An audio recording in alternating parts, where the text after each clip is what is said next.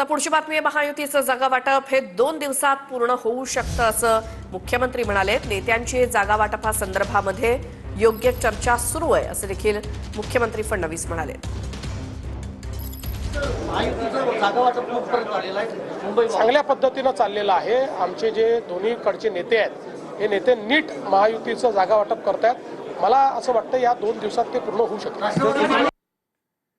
पवारांच्या राष्ट्रवादीची सिल्वर ओकवरती एक महत्त्वाची बैठक पार पडली। राष्ट्रवादी शरदचंद्र पवार पक्षाच्या मुंबईतल्या नेत्यांची ही बैठक होती। मुंबईमध्ये काँग्रेस सोबत लढण्याची मागणी कार्यकर्त्यांची असल्याची माहिती राखी जाधव यांनी दिली आहे। तर महाविकास आघाडी सोबत लढताना किती जागा मिळायला हव्यात याचा देखील प्रस्ताव मांडला जाईल। 22 जागांचा प्रस्ताव तयार असल्याची माहिती सूत्रांकडून मिळाली आहे। आता हे काँग्रेसचं जे म्हणणं आहे हेच आता गेल्या असेंब्लीच्या इलेक्शनमध्ये आम्ही एकत्र होतो। आता या निवडणुकांमध्ये वेगळं होण्याचं मला नाही वाटत असं काही कारण असू शकतं।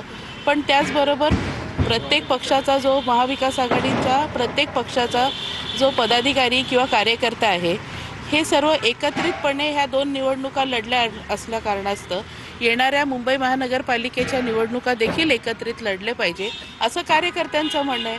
आणि म्हणून कार्यकर्त्यांच्या म्हणण्यानुसार नेत्यांनी पुढे जायला पाहिजे, कारण ही काळाची गरज आहे।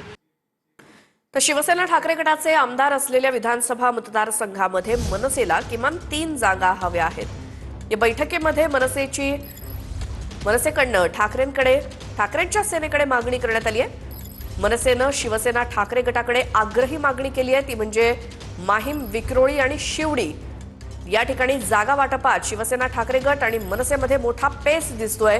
नेत्यांकडनं पेच सुटत नसल्यामुळे उद्धव ठाकरे आणि राज ठाकरे यांच्या बैठकीमध्ये यावरती तोडगा काढला जाईल।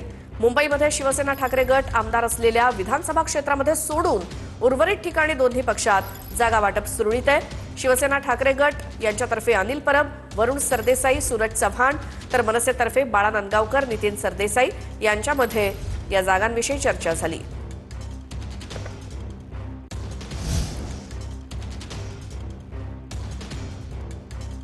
तर ठाकरे सेनेचे आमदार ज्या ठिकाणी आहेत त्या ठिकाणी मनसेनं ठाकरे सेनेकडे जागांसाठी मागणी केली आहे। मुंबई महानगरपालिकेमध्ये माहीम, विक्रोळी, शिवडी यामध्ये जागा वाटपात ठाकरे सेनेकडे मनसेची मागणी।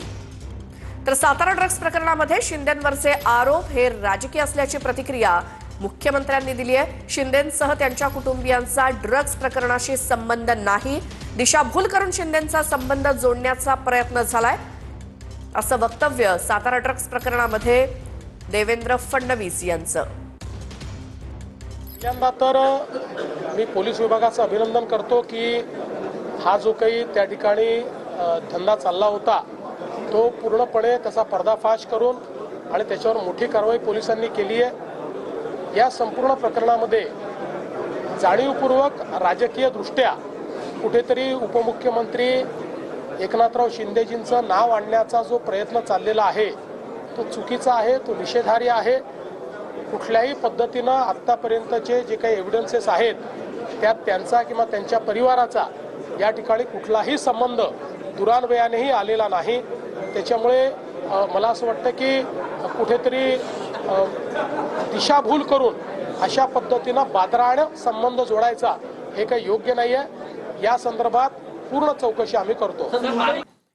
कल्याण डोंबिवलीमध्ये सध्या हळदी कुंकू समारंभाचा धडाका सुरू आहे। निवडणुकांच्या पार्श्वभूमीवर हळदी कुंकू समारंभाचं आयोजन करण्यात येत आहे। मतदारांना आकर्षित करण्यासाठी पैठणीचे खेळ घेतले जात आहेत। पैठणी, सोन्याच्या नथी तसंच लकी ड्रॉ मध्ये टीव्ही, फ्रीज, एसीची भेट महिलांना दिली जाते।